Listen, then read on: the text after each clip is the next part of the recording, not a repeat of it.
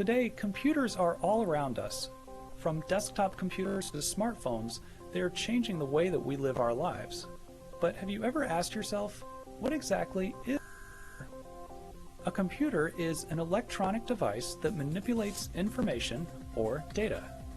The computer sees data as ones and zeros, but it knows how to combine them into more complex things, such as a photograph, a movie, a website, a game, and much more. Computers use a combination of hardware and software. Hardware is any physical part of the computer, which includes all of the internal components and also the external parts like the monitor and the keyboard. Software is any set of instructions that tells the hardware, such as a web browser, media player, or word processor.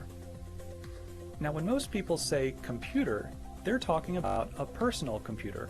This can be a desktop computer or a laptop computer, which has basically the same capabilities package. Personal computers come in two main styles, PC and Mac. PCs are the most common type. There are many different companies, and they usually come with the Microsoft Windows operating system.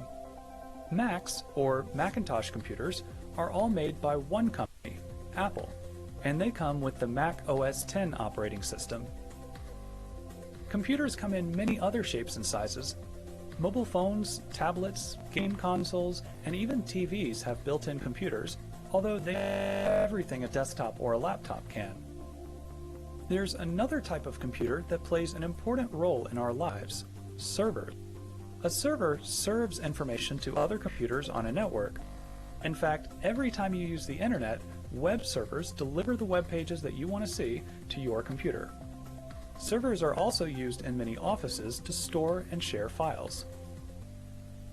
As you can see, there are different types of computers, and they affect our lives in a variety of ways.